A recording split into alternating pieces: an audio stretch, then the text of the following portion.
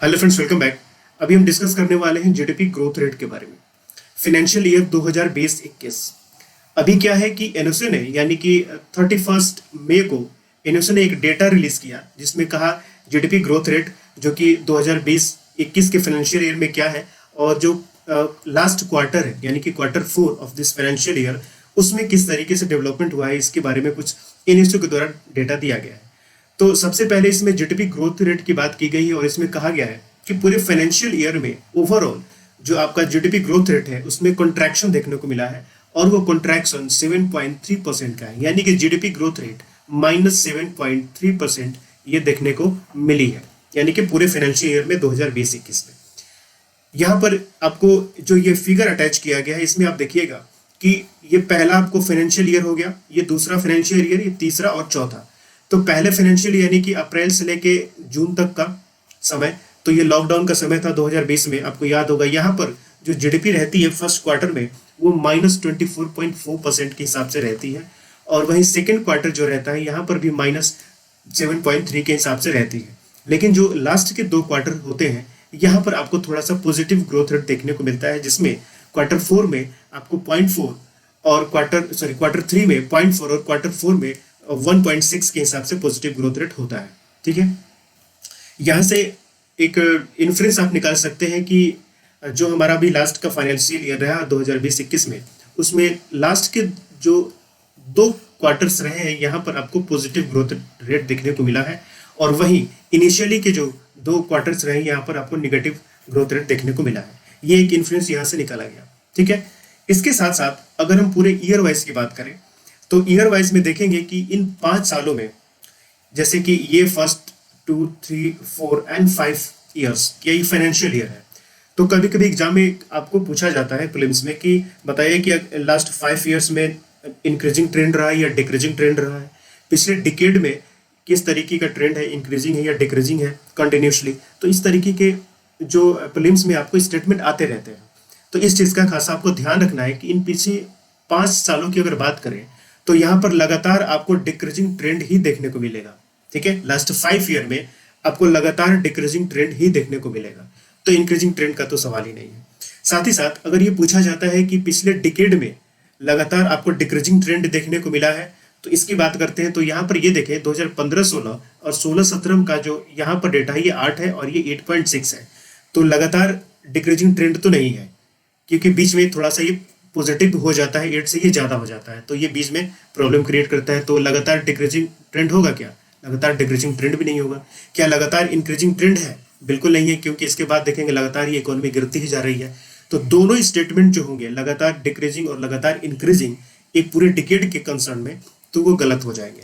लेकिन पिछले 5 सालों की अगर बात करें तो यहाँ पर लगातार आपको डिक्रीजिंग ट्रेंड ही देखने को मिलेगा जीडीपी में। ठीक है, इसके साथ एक और फैक्ट यहाँ पर यह कहा गया कि पिछले 40 सालों में, ठीक है, लास्ट के 40 ईयर्स में यानी कि 4 डिकेड्स में ये पहली बार हुआ है कि जीडीपी ओवरऑल कॉन्ट्रैक्शन देखने को मिला है। इससे पहले जो जीडीपी का कॉन्ट्रैक्शन देखने को मिला था वो फाइनेंशियल ईयर 1979-80 में देखने को मिला था, जब कॉन्ट्रैक्शन जीडीपी का 5.2% था, यानी कि -5.2% से जीडीपी ने ग्रोथ किया था। और इसके बाद यानी कि करीब 40 साल हो गए, 4 डिकेड्स हो गए, 4 डिकेड्स के बाद पहली बार आपको फुल ईयर कॉन्ट्रैक्शन देखने को मिला है। तो ये भी एक इंपॉर्टेंट फैक्ट्स हो जाते हैं आपको एग्जाम के लिए। ठीक है, इसके साथ साथ बात करें तो यहाँ पर रियल जीडीपी का यूज किया गया है या फिर gross domestic product at constant price का यूज किया गया है। जीडीपी के 2 तरीके होते हैं, एक रियल जीडीपी होती है, एक नॉमिनल जीडीपी होती है।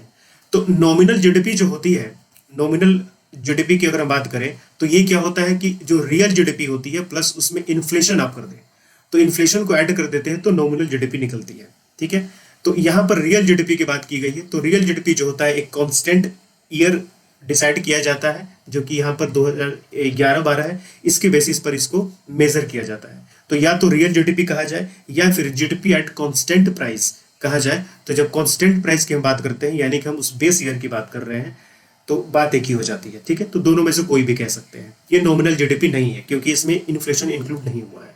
तो 2011-12 के कांस्टेंट प्राइस पर जो आपकी जीडीपी निकलती है 2020-21 में, वो $135.13 ट्रिलियन है। टारगेट था 145 के आसपास ट्रिलियन डॉलर का रखने का, लेकिन यहाँ पर कॉन्ट्रैक्शन आपको नजर आएगा। ठीक है।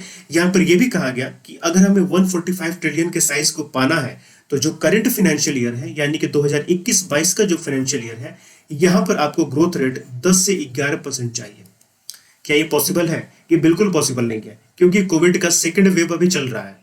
ठीक है, तो इस दौरान तो ये पॉसिबल ही नहीं है। इसके बाद जैसी बातें हो रही हैं कि थर्ड वेव भी आने वाली है, तो अब तो बिल्कुल भी पॉसिबल नहीं है। ठीक है, लेकिन अब कह सकते हैं कि 2021-22 में भी ये जो टारगेट है उसको पाना मुश्किल ही नहीं, लगभग नामुमकिन की तरह, ये इम्पॉसिबल टाइप का है। क्योंकि आप देखेंगे सर्विस सेक्टर काफी उसका कॉन्ट्रैक्शन देखने को मिला है, और हमारी जो जीडीपी होती है इसमें सर्विस सेक्टर का सबसे बड़ा योगदान होता है। ठीक है, तो अगेन इस साइज को हम 2021-22 के फाइनेंशियल ईयर में भी पा नहीं सकते हैं, क्योंकि ये ग्रोथ रेट हम अभी नहीं ले सकते। ठीक है, इसके अलावा इसमें यह भी कहा गया कि जो Q4 है, फाइनेंशियल ईयर जो खत्म हुआ है 2020-21, इस Q4 में कुछ सेक्टर्स हैं जैसे कि manufacturing, construction, finance, real estate, तो ये कुछ सेक्टर्स हैं जहां पर रिकवरी देखने को मिली है। लेकिन जब 2021-22 की फाइनेंशियल ईयर की बात करें, जब कंट्री अगेन आपको कोविड के समय में एंटर करती है, तो ये जो रिकवरी हुई है, ये रिकवरी मेंटेन करना अपने आप में एक मुश्किल काम है, ये मेंटेन नहीं भी हो सकता है। ठीक है, और इसी बीच आरबीआई की जो मॉनेटरी पॉलिसी की कमेटी होती है जो डिसाइड करती है, उन्होंने भी कहा कि 2021-22 में जीडीपी ग्रोथ रेट को उन्होंने प्रोजेक्ट किया 10.5% रखने का। ठीक है, कि जीडीपी ग्रोथ 2021-22 में 10.5% से ग्रो करेगी, लेकिन ये अनलाइकली है, ये मुश्किल है इस तरीके से करना जिस तरीके से सिचुएशन अभी कोविड के समय चल रही है। ठीक है, इसके साथ साथ यहाँ पर एक और चीज बताई गई है कि यहाँ पर एक ऑर्गेनाइजेशन है जिसका नाम है centre for monitoring Indian economy, जो कि एक मुंबई बेस्ड ऑर्गेनाइजेशन है। इसने बताया है एम्प्लॉयमेंट के बारे में। तो इसने कहा कि जो अनएम्प्लॉयमेंट है इस पूरे एक ईयर में, यानी कि 2020-21 के फाइनेंशियल ईयर में, यहाँ पर ये अनएम्प्लॉयमेंट रेट 14.73% है, जो कि पूरे साल में सबसे हाईएस्ट है। ठीक है, पूरे साल में सबसे हाईएस्ट है, जिसको मई 23 को रिकॉर्ड किया गया है। तो इस हिसाब से ये भी डेटा आपके लिए थोड़ा सा इंपॉर्टेंट हो जाता है। यहाँ पर मैंने जितने भी डेटा बताए ये आपके एग्जाम पॉइंट ऑफ व्यू से बहुत इंपॉर्टेंट है। इसके अलावा बहुत सारे डेटा आपको दी गई है इनएसओ के रिपोर्ट में, जैसे कि कौन से सेक्टर में कितना कॉन्ट्रैक्शन हुआ, कितना पॉजिटिव ग्रोथ हुआ, ये बहुत सारी सेक्टर वाइज है। तो वो हमारे किसी काम का नहीं है, बहुत सारे डेटा मगअप करने से कुछ होता नहीं है और हमें वो याद भी नहीं रहेगा। ठीक है, तो हमें उसमें नहीं जाना है, जो एक ब्रॉड आपको सीन है या फिर फैक्ट्स हैं उनके बारे में आपको ध्यान रखना है, उससे आपका काम हो जाएगा। ठीक है, तो आई होप ये समझ में आया होगा, इसको जरूर याद रखिएगा, देखिएगा, और इसमें जो डेटा वगैरह है उनको और जो यहाँ फैक्ट्स बताए गए हैं इनको थोड़ा सा ध्यान रखने की कोशिश कीजिएगा या फिर उसको नोट कर लीजिएगा। ठीक है, प्रीलिम्स में सीधे क्वेश्चन आ सकते हैं, तो ये सीधे आसान क्वेश्चन होते हैं, इनको ये गलत नहीं होने चाहिए, फिर ये दिक्कत हो जाएगी आपसे। ठीक है, चलिए खैर मिलते हैं नेक्स्ट वीडियो में। Now thank you and good luck.